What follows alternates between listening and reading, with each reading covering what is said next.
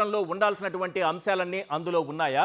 2019 నుంచి ఇప్పటి వరకు అంటే 2024 వరకు పోలవరం పురోగతి ఏంటి, జగన్ గారు ఏం చేశారన్నది ఒక్కసారి మనం స్క్రీన్ పైన చేద్దాం. ఈ అంశాలు ఏమైనా చంద్రబాబు నాయుడు గారు రిలీజ్ చేసినటువంటి శ్వేతపత్రంలో ఉందా లేదా అనేది కూడా క్లియర్గా మనకు అర్థమైపోతుంది. ఎస్, ఈ 5 ఏళ్ల కాలంలో కరోనా 2 ఏళ్ల కాలాన్ని మినహాయించిన మిగతా 3 ఏళ్ల కాలంలో ఏం జరిగింది, లేదా మొత్తం 5 ఏళ్ల కాలంలో ఏం జరిగింది, జగన్ ఏం చేశారు పోలవరానికి సంబంధించినది ఒక్కసారి మనం స్క్రీన్ పైన చూద్దాం. అదే సమయంలో ఇవన్నీ కూడా చంద్రబాబు నాయుడు గారి శ్వేతపత్రంలో ఉన్నాయా లేదా తెలుసుకోవాల్సినటువంటి అవసరం ఉంది. పాయింట్ నెంబర్ 1, పోలవరం స్పిల్వే 48 గేట్లతో కంప్లీట్ చేసింది జగన్. మరి ఎక్కడుంది మీ శ్వేతపత్రంలో? నెంబర్ 2, స్పిల్వేలోకి నీళ్లు రావడానికి అప్రోచ్ ఛానల్ కంప్లీట్ చేసింది జగన్. మీ శ్వేతపత్రంలో ఉందా చంద్రబాబు నాయుడు గారు? Next point number 3, approach channel ద్వారా గోదావరి నీటిని మళ్లించింది జగన్. మీ శ్వేతపత్రంలో ఈ అంశం ఉందా చంద్రబాబు నాయుడు గారు? Point number 4, upper coffer dam complete చేసింది జగన్. మరి మీ శ్వేతపత్రంలో ఈ పాయింట్ ఎందుకు లేదు? Point number 5, lower coffer dam complete చేసింది జగన్. మీ శ్వేతపత్రంలో ఈ అంశం ఎందుకు లేదో సమాధానం చెప్పాల్సిన అవసరం ఉంది చంద్రబాబు నాయుడు గారు.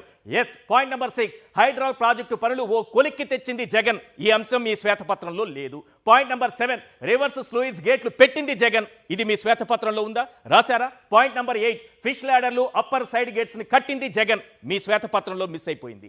రైట్. 9th పాయింట్, కుడి కాలువలోకి నీళ్ల కోసం 2 కొండల మధ్య సొరంగాలు తవ్వించింది. మొత్తం 4 సొరంగాలు తవ్వాలి సార్. 4 సొరంగాలను తవ్వించింది జగన్.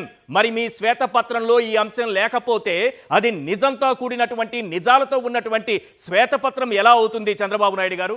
నెక్స్ట్ 10వ పాయింట్, విశాఖకు నీళ్లు ఇవ్వడానికి ఇరిగేషన్ టన్నెల్. ఈ టన్నెల్ కూడా సొరంగం అనేది, ఇరిగేషన్ టన్నెల్ అనేది ఒకటి ఉంది విశాఖకు నీళ్లు ఇవ్వడానికి. ఇది మొదలు పెట్టింది 2019 తరువాతే, కంప్లీట్ అయింది కూడా జగన్మోహన్ రెడ్డి గారి హయాంలోనే. మరి ఇవేవి కూడా అక్కడ కనిపించలేదు.